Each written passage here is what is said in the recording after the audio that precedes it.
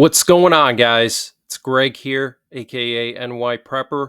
It is Wednesday, August 7th, 2024, and I have an emergency update to share with you guys. Right now, it is 16:02 Eastern Time here in the United States, and we have some major breaking news coming in from Egypt. So it looks like potentially tonight the attack on Israel by Iran and Hezbollah will begin. So the Egyptian Aviation Authority issued a NOTAM for all Egyptian carriers to avoid Iranian airspace from 0100 to 0400 local time tomorrow morning. So that's 0130 to 0430 Iran time. And Iran is 7.5 hours ahead of Eastern time. So that would put that right around sometime in the next few hours. So I will be on high alert this evening. If anything happens, I will obviously cover it live. And apparently, Egypt received information from Iran that Iran was going to be conducting some type of a exercise during this time. So let me read to you what an official Egyptian source said. The authorities in Iran ordered to avoid flying in Iranian airspace early tomorrow morning due to a military exercise. So we'll have to wait and see if this is an exercise or if this is the real deal.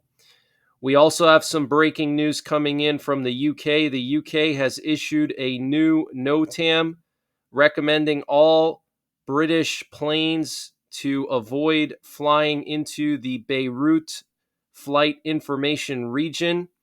They said, quote, due to the potential risk to aviation from military activity. And the NOTAM is in effect from today until November the 4th. Wow. Okay, so the UK telling their pilots avoid the Beirut flight information region, which is basically like all of Western Lebanon, kind of along the Mediterranean Sea. And actually, the Beirut FIR goes out into the Mediterranean pretty far. So the UK telling their pilots to avoid Beirut area until November the 4th, and Egypt is telling its pilots to avoid Iran later on tonight from 0100 to 0400. Okay, so this is very, very concerning. Now, in addition to this, we have some fresh video footage that came out of the UK yesterday showing 6 or 7 F-22s landing at RAF Lakenheath. Okay, that is one of the top air bases in the UK where all of the US high value assets go. Okay, B2s, B1s, B-52s, F-22s, F-35s, they always go to Lakenheath. So these planes are on their way to the Middle East. They arrived from Elmendorf. Okay, so they made a stop in the UK, probably to refuel, probably to pick up missiles and weaponry.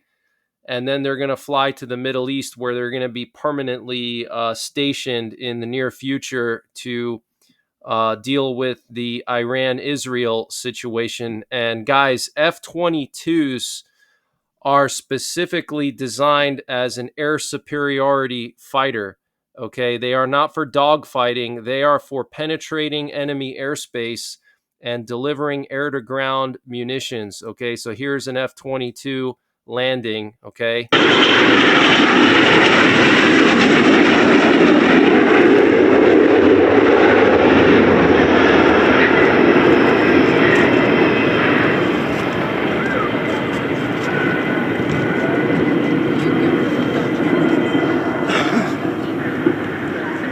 And then there's another one landing right behind it.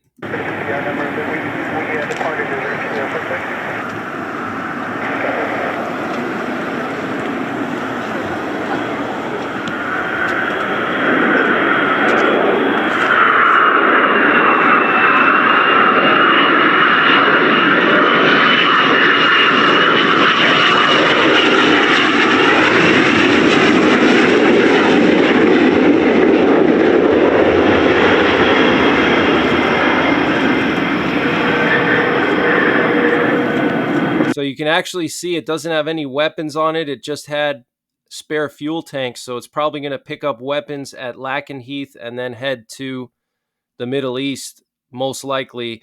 But the F-22 is the only stealth fighter in the world.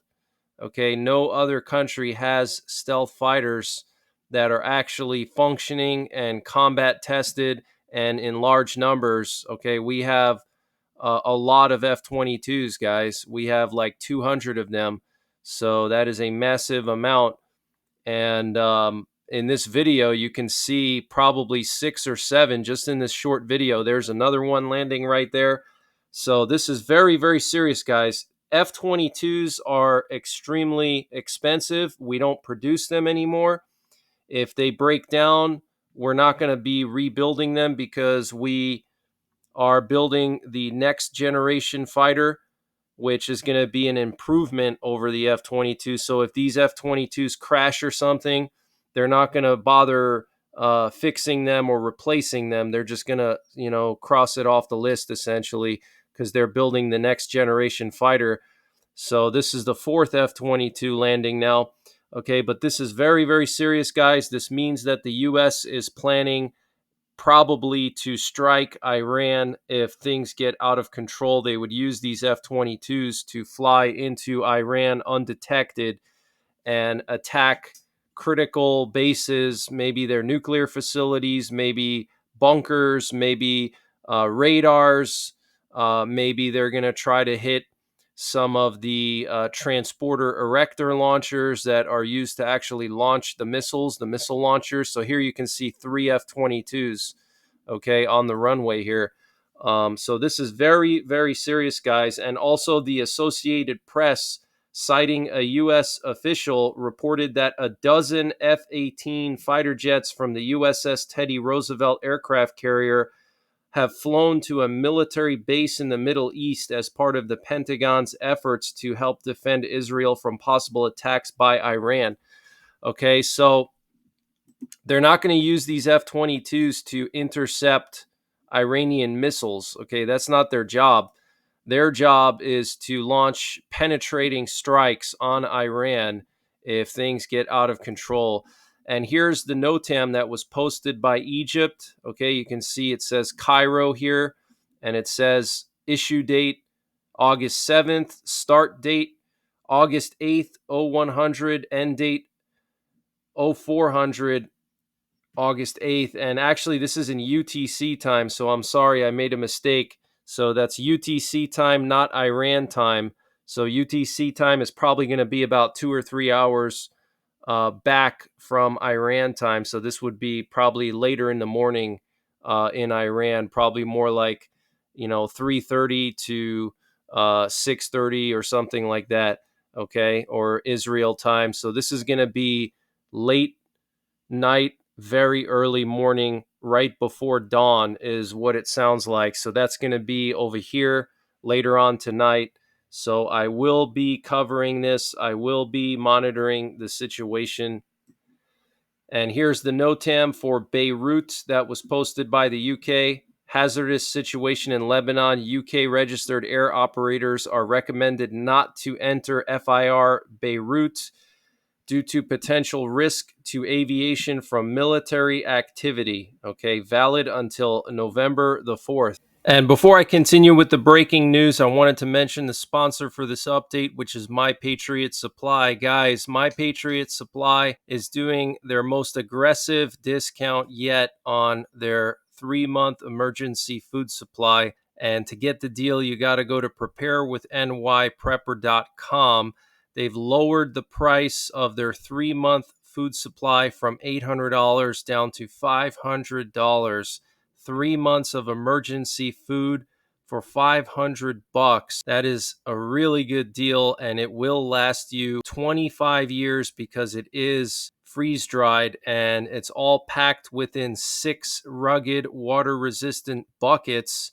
So you have all that food in a small package. You can store that pretty much anywhere. And you can also take it with you. If you have to bug out, you can throw that in your vehicle easily. So use the link preparewithnyprepper.com to get $300 off the My Patriot Supply 3-month emergency food supply, $500 for it. Also, they have free shipping and handling included.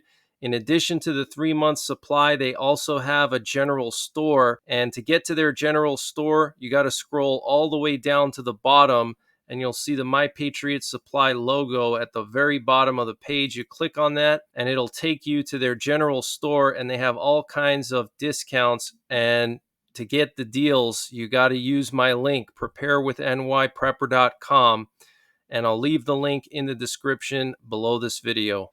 So 0100 to 0400 UTC time is the window that Iran is probably going to start their strike in. And it may not just be that one time. It could be multiple days. Remember, they were saying it could be a multi-stage event. Okay, so it could go on for several days. And we do have some breaking news that apparently Iran may target high-profile sites such as the Israeli Parliament building, the Israeli Prime Minister's office, the IDF headquarters, the Mossad headquarters, and other intelligence bases. Also, they may hit power plants, seaports, airports, and gas platforms, okay? So if Iran strikes the Parliament building, the Prime Minister's office, the IDF headquarters, infrastructure objects, airports, seaports, gas platforms, etc., I mean, Israel is not going to sit around and do nothing, okay? No matter what the Biden administration tells them, that is a major act of war, okay? That would be like the same thing that Russia did in the beginning of Ukraine, the first couple of days when Russia launched all those missiles across Ukraine, a shock and awe type situation. Okay, this would be a shock and awe attack on Israel by Iran, and Israel's not going to sit around and do nothing about it. Okay, so get prepared, guys. Things are about to get really crazy. This could change the world. This could be another big event like the Ukraine war, like COVID. So get prepared, okay? And here we have 2 U.S. nuclear war command and control planes up in the air right now. We have one flying over central Montana. It looks like it's heading towards our missile field near Great Falls. And then here we have one in California, just took off from Travis Air Force Base. So our nuclear forces are on high alert. And yesterday we had a stealth bomber communicating with one of our nuclear forces radio stations. And that's definitely a sign that our nuclear forces are on very high alert if there's a B-2 stealth bomber in the air. And we were listening to it live, okay, on my 24/7 live stream. We had it going in the background, and we were listening to the B-2 pilot communicating with the ground station, asking for refuelers and things like that. And we also have some unusual activity over northern Michigan. Check this out. We got a bunch of aerial refuelers here, and we also have an E-3 AWACS plane, an E-3 Sentry. So I don't know what's going on over here, but this is very unusual to see this much activity here. Something's going on in northern Michigan. It could be an exercise. It could be another balloon. It could be who knows what, okay? NORAD maybe detected something. It's hard to say. And we also have 2 B-52 nuclear bombers over Louisiana right now. Here's one that was flying over Texas, and then here's one looping over southern Louisiana. So 2 B-52s, multiple aerial refuelers over Michigan, and an AWACS plane, and then 2 nuclear war command and control planes. And then we also had this exercise last night, and it's actually still ongoing, I believe. But last night, we had a B-52 and a B-1 flying off the coast of Baja California, accompanied by about a dozen aerial refuelers. So something's going on over here off the coast of Baja California. And then here we have some Irish and Jordanian Air Force planes taking off and landing in Beirut International Airport. My guess is they're probably evacuating people. So it's about to go down, guys. Here we have this French Air Force aerial refueler or possibly recon plane looping off the coast of Egypt. So that's a sign that something's going down soon. We had more reconnaissance over Poland last night. We had a NATO AWACS plane looping over northeast Poland, and we had a Polish border guard plane flying along the Polish Baltic coast. And then we also had Forte 12 flying in northeastern Poland along the border of Russia and Belarus. So we're also hearing that Iranian authorities sent out a notification to all civil aviation companies around the world, warning them that flying over Iranian airspace should be avoided. This was reported by Al Qahira News, citing an Egyptian government source. Okay, so Iran is telling all civil aviation companies worldwide, do not fly over Iran. Okay, and Israeli officials have confirmed that the IDF has started preparations to conduct preemptive strikes on Hezbollah targets in Lebanon in an effort to try to foil the attack. Israeli intelligence believes Iran and Hezbollah are still figuring out which targets in Israel to strike. And the Israeli Broadcasting Authority is reporting that IDF estimates indicate that Hezbollah will use precision missiles in the attack and that they will attack before Iran. Okay, so it's going to start with Hezbollah and then Iran afterwards. And the Washington Post is reporting that major U.S. efforts were made last week to stop escalation in the region. Apparently, Washington's efforts included indirect talks with Iran through the Swiss embassy. And we're also hearing reports from the Washington Post that the U.S. threatened Iran in some way in order to dissuade Iran from launching a large strike on Israel. A U.S. official told the Washington Post that Iran may backtrack on its position after the messages Washington sent to Iran and due to the U.S. show of force. So we'll have to wait and see if that's true or BS. And the U.S. Secretary of State Antony Blinken called the Iraqi Prime Minister on Sunday, asking him to do everything possible and to use Baghdad's ties to Iran to reduce tensions. And this was reported by an Iraqi official. And the IDF has moved search and rescue battalions to Tel Aviv and various cities across central Israel to aid in search and rescue due to building collapses after a possible Iran strike. The IDF Homefront Command moved the search and rescue forces of the Ram Battalion, the rescue battalion, to Tel Aviv, the IDF confirmed on Tuesday, as part of efforts to prepare for a potential Iranian and Hezbollah attack. The forces were deployed near the Yad Eliyahu Stadium, where the Homefront Command's rescue cars and trailers, which are defined as intervention and rapid rescue tools, were stationed. The soldiers are meant to respond in case of building collapses and other such destruction. The IDF confirmed that it deployed its search and rescue battalions to a number of central Israeli cities as part of its preparations. Rapid rescue teams were stationed in Haifa, Krayot, and several cities in the south and center of the country. The mobilized forces were deployed and put on alert following a situational assessment carried out by the Homefront Command a few days ago. They are also permanently deployed to Eilat. And the Israeli army is now giving evacuation orders for people living in Beit Hanun, Al-Manshia, and Sheikh Zayed neighborhoods. These are in northern Israel. And the acting foreign minister of Iran, Ali Bagheri, visited Saudi Arabia for an emergency meeting of the Organization of Islamic Cooperation, which was called by both Iran and Pakistan to discuss the developing situation. So all the Muslim countries in the Middle East meeting in Saudi Arabia to discuss everything. And the Houthis say that they launched multiple ballistic missiles at the USS Cole and the USS Laboon as they headed towards Israel earlier today. We have a developing situation in Russia. So the Ukrainian military crossed into Russian territory yesterday, and they've now occupied a significant piece of Russian territory. So Putin earlier today convened an emergency meeting of the Russian Security Council over this situation, which is happening in the Kursk region. And he met with the Russian Chief of Staff Gerasimov and the new Defense Minister Belousov and other top military officials.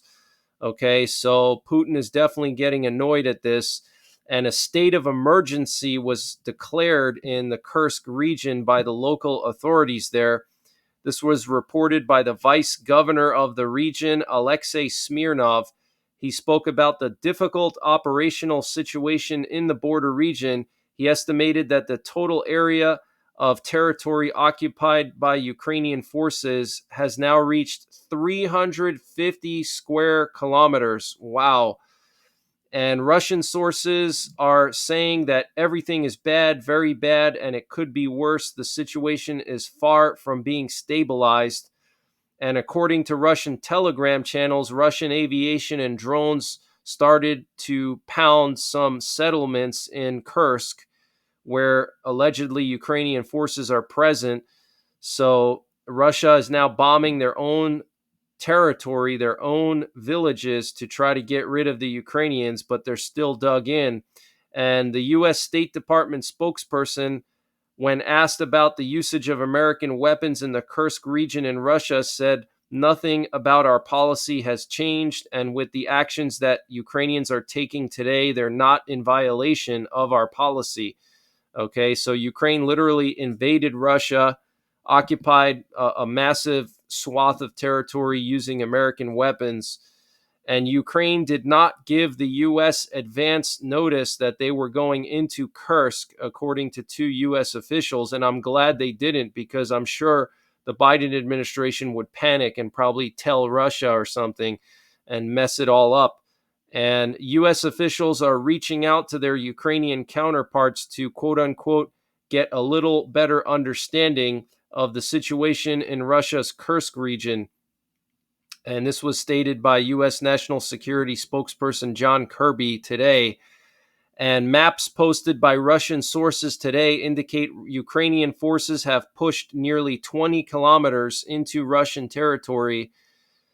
And we're also hearing reports that Ukraine took over a natural gas distribution hub in Kursk, and the Russian National Guard stated that they have increased security around the Kursk nuclear power plant. Wouldn't that be crazy if the Ukrainians took control of that power plant?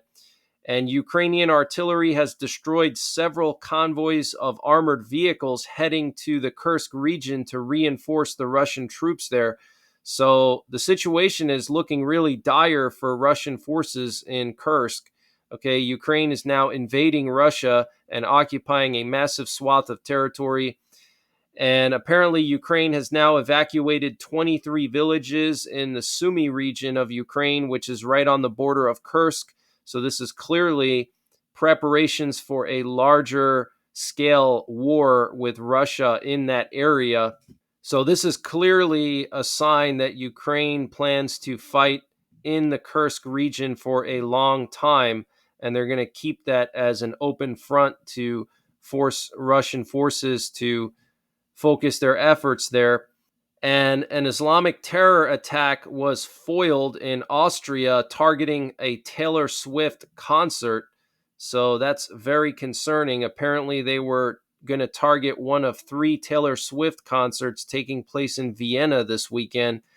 And the Chinese Military Southern Theater Command on Wednesday conducted a joint combat patrol in waters and airspace in the South China Sea around Huangyangdao in a move to test their troops' reconnaissance, early warning, and fast maneuvering and joint strike capabilities. Okay, so China is beefing up their activity in the South China Sea even more. What's interesting is we still have not seen or heard from Xi Jinping. It's probably been about a month since we've seen or heard from Xi Jinping.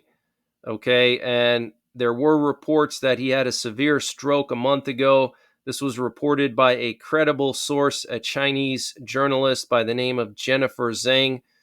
She said that she had sources that Xi Jinping had a severe stroke. So, for all we know, Xi Jinping could be in a coma.